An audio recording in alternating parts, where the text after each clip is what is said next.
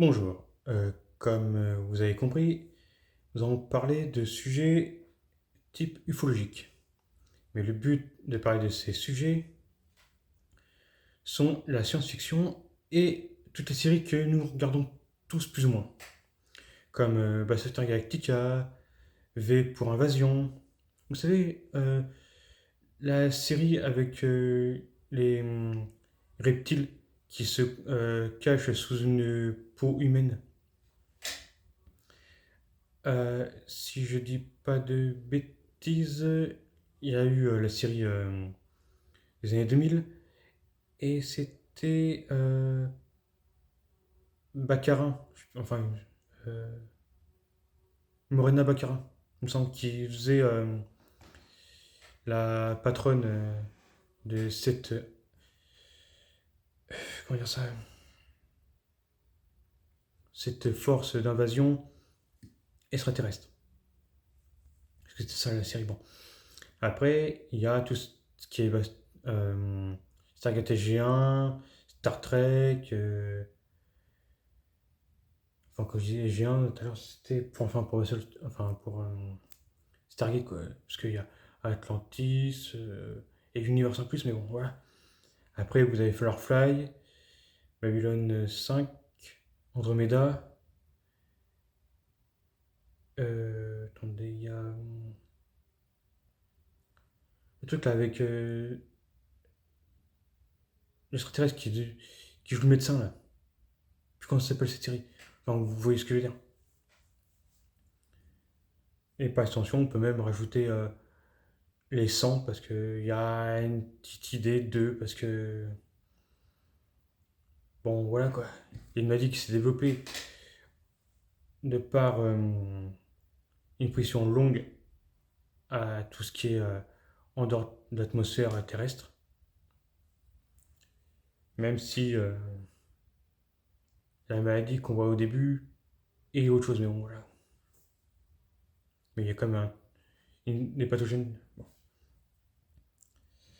Du coup, pour partir sur de bonnes bases avec l'ufologie, les séries de science-fiction qui sont inspirées ou se basant sur tout ce qui est ufologique, néo-vumérisme, théorie des anciens astronautes. Bon, déjà, on va commencer par le tout début. On va commencer par sommes-nous seuls? Eh oui, attendez,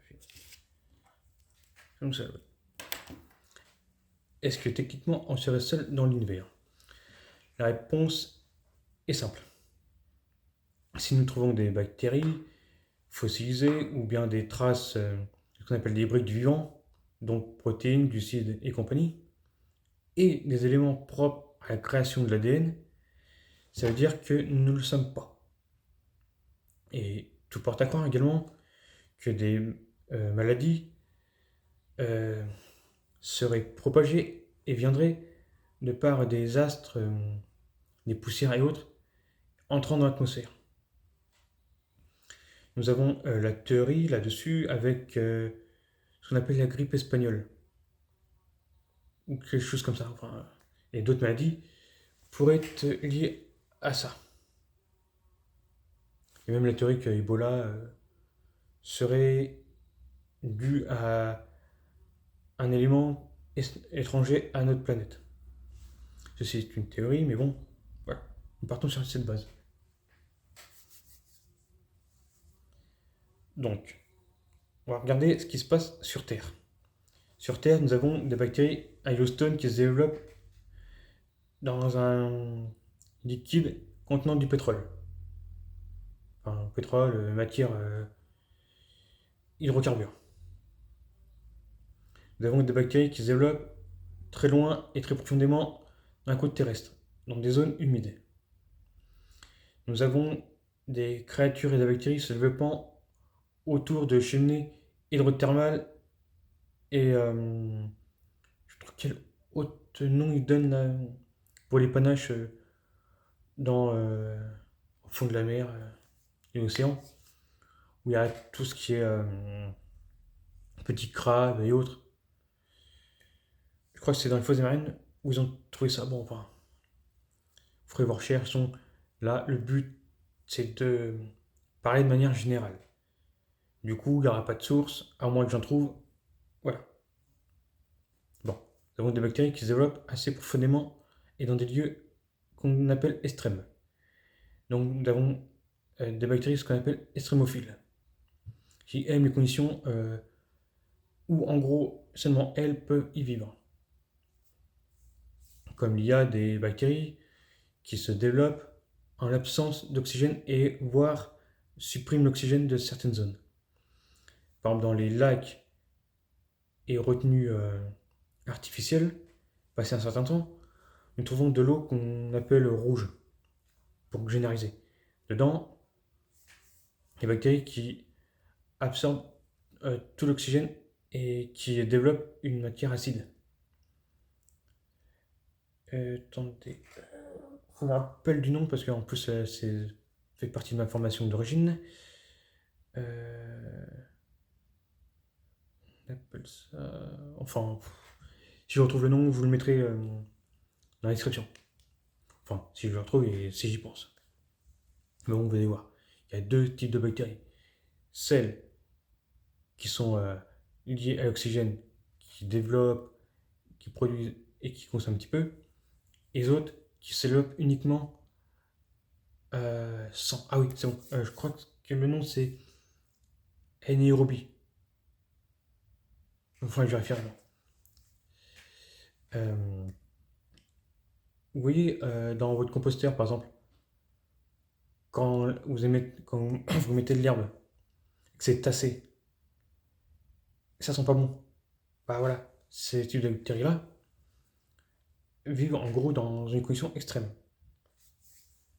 Bon, on a vu les bactéries et quelques petits animaux extrêmes, mais bon, comme vous pouvez sans doute savoir, il y a des animaux qui vivent dans des profondeurs importantes et qui, une fois arrivés à une condition d'atmosphère proche de la nôtre, meurent.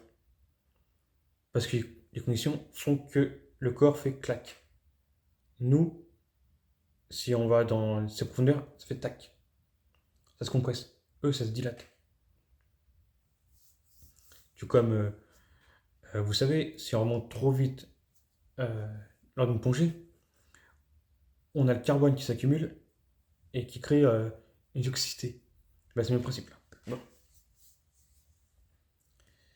Si nous voyons sur Terre des bactéries et certains animaux vivant dans des conditions dont nous on ne pourrait supporter, voire ne, ne pourrait vivre, dites-vous que si c'est possible chez nous, c'est possible dans d'autres planètes, lune ou autre. Et voire même dans des conditions plus ou moins gazeuses ou de haute atmosphère. Par exemple, à une époque, sur les géantes gazeuses de notre système solaire, on a supposé qu'il pouvait y avoir des formes de vie.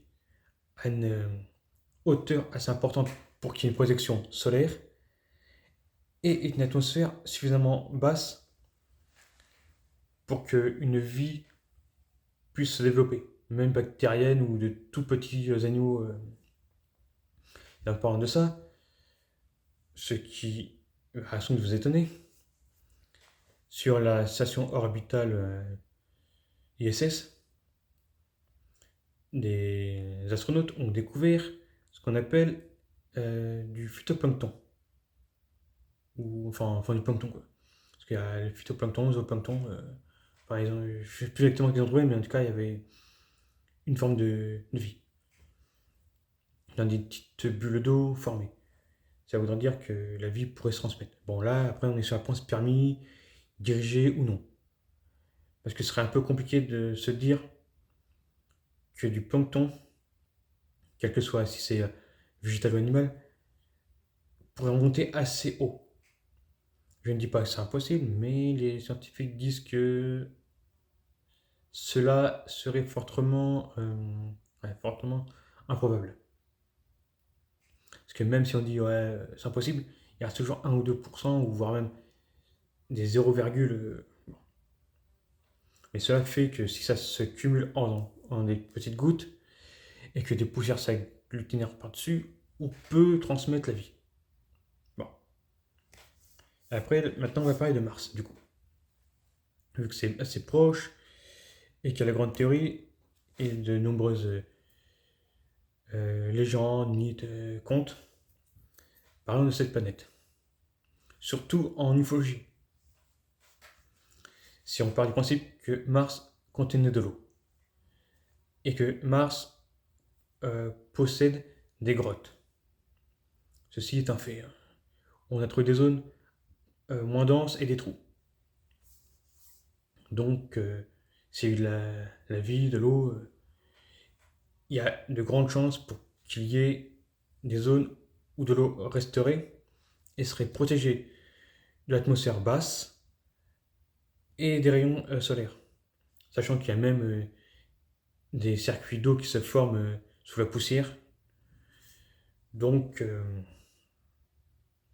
il peut y avoir une vie assez profondément dans le sol, sous forme bactérienne ou de petits animaux n'ayant pas le sens de la vue. Et par cela, on peut en déduire que sur d'autres astres, cela est possible de se produire. Je dis possible parce que, pour ne pas dire, c'est sûr. Pour moi, c'est sûr. Hein. Vu le nombre de planètes dans notre système solaire, vu le nombre de lunes et compagnie, sachant que sur Titan et Europe, on suppose qu'il y aurait de la vie. Je crois, attendez, je crois que c'est sur Europe. Il me semble qu'Europe est surtout de glace et des panaches, donc du coup, il y a une possibilité avec l'échauffement de la croûte interne, formant une épaisseur suffisante d'eau pour qu'une forme de vie se forme un peu comme dans le fond de nos océans. De toute façon, on trouve du sel. Et apparemment, le sel ne peut se former qu'en présence de vie. Après, moi, je ne fais que distribuer ce que j'ai entendu et ce que je comprends. Et après, faites vos recherches. Mais moi, je pars sur un principe général. Donc, voilà. Bon. Maintenant, on va parler des formes de vie, on va dire complexes et on va dire animales. Si on part du principe que, au vu du nombre de planètes dans le système solaire, de lunes et autres, et le nombre de galaxies, cela est fortement possible que nous ne soyons pas seuls. D'où une chose, si il y a de la vie, une forme juste bactérienne, qui est une forme de vie, ne serait-ce que, je sais pas, la hauteur d'une vache, d'un cochon ou bien de singe. Quand je dis singe, c'est pas des primates, hein, c'est le colobé haute, quoi. Des singes qui n'auront aucune dire opportunité ni prétention à devenir très intelligent. Ce qu'on a beau dire, mais bon, les primates sont les seuls à avoir développé une intelligence assez importante. Les autres un petit peu moins. Je dis pas, mais bon. Donc, si on peut partir de ce principe-là, que les formes de vie assez, on va dire, basiques dans leur évolution, est possible. Donc, par extension, une forme de vie, on va dire, intelligente est possible. Après, est-ce qu'il y a possible la technologie? C'est ça le problème. C'est comme on peut voir globalement dans la série Stargate SG1, où ils vont sur. Attendez, je dis pas de bêtises. Sur un ballon. Il y a la technologie, oui, mais c'est technologie des anciens. Aucun d'eux n'est capable de l'utiliser de manière générale. Bon. Si on part du principe qu'il y aurait possibilité d'avoir une vie intelligente, mais sans technologie importante, sans utilisation de l'électricité à un niveau tel qu'on utilise nous, ou même technologie de base, quoi. La roue, le travail du métal, ou ouais, du métal et autres. Mais il n'y a rien qui nous ferait concurrence un jour ou l'autre. Et dont cela, ça leur suffirait largement. Une maison assez confortable, de quoi se chauffer, de quoi vivre, entretenir, de quoi manger et autres. Cela est possible. Après une forme de vie intelligente et technologique, on va dire industrielle, cela se discute. Pour moi, forcément, il y en a une. Mais est-ce qu'après, elle vivrait sur sa propre planète? Ou comme on suppose, parce qu'on ne peut pas forcément donner de raison ou autre, comme on suppose, il y a des formes de vie intelligentes ayant une technologie de pointe supérieure à la nôtre qui pourrait vivre au crochet de d'autres planètes. Ou passant d'une planète à une autre pour des ressources, ou bien vivre temporairement pour repartir. Un petit peu comme ce qui est visible dans V et dans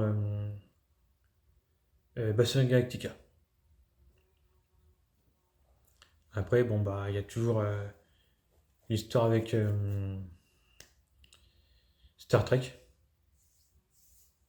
Parce qu'il me semble qu'il y a une ou deux espèces qui va sur une planète, conquiert plus ou moins une planète, il vit un temps puis s'en va, quoi. Une fois qu'ils auront pris ce qu'il leur fallait, qu'ils ont à nouveau agrandi leur population, enrichi leur génome et autres. Bon.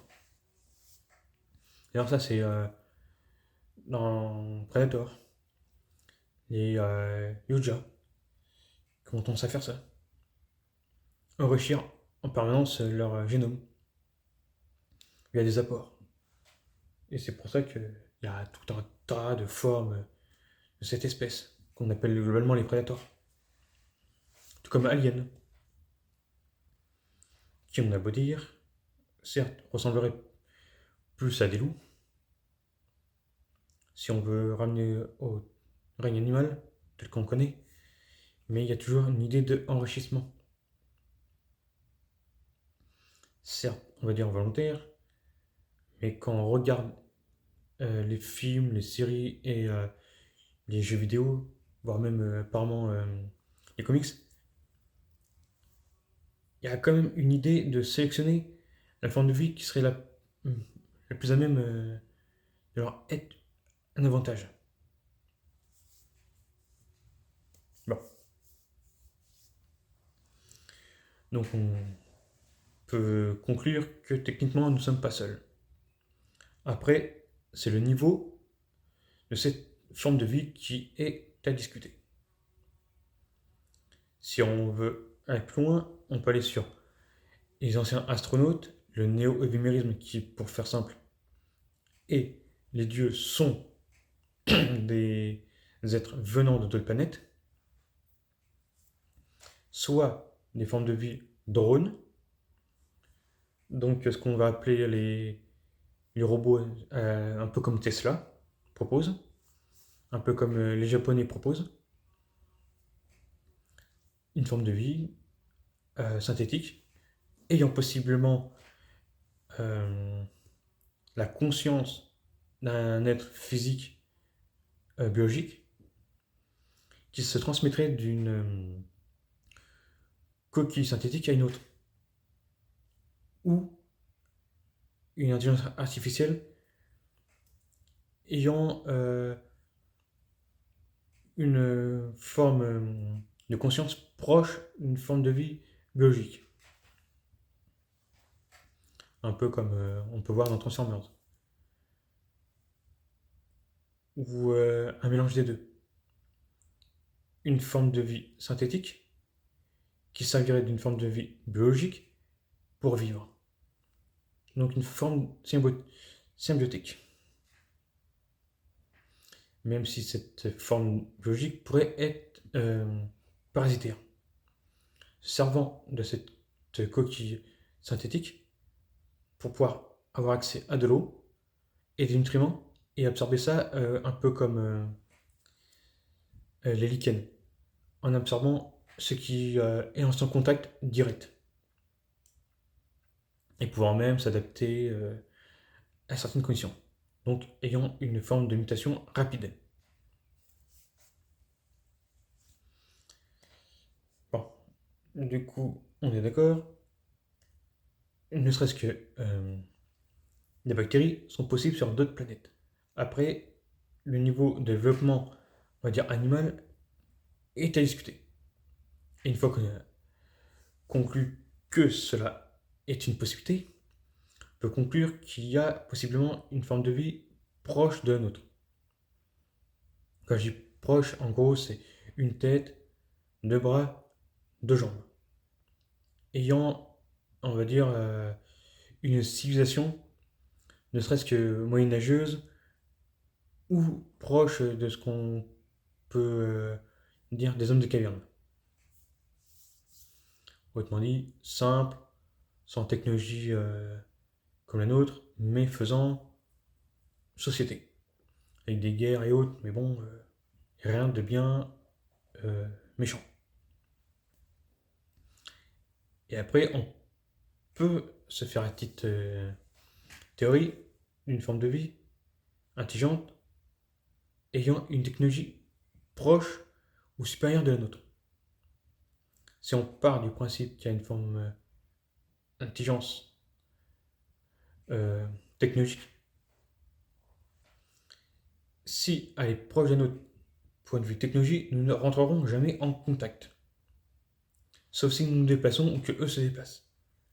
Vu la distance, il nous faudrait au minimum 100 ans pour nous rejoindre à mi-chemin.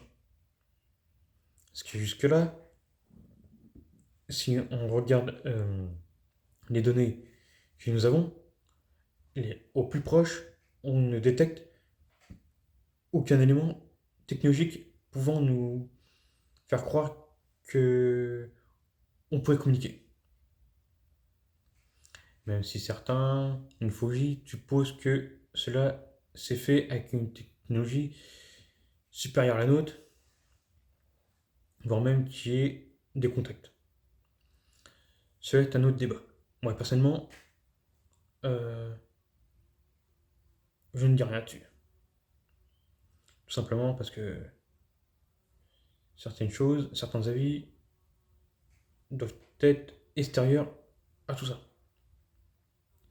Si vous voulez qu'on discute, cela est possible. Mais par contre, on met dans les commentaires la question. Et si la question ou les questions sont suffisamment nombreuses ou on va dire intéressantes, je peux faire une petite vidéo. Et ça s'arrêtera là. Bon. On a fini. Si vous avez regardé jusqu'ici, je vous en remercie.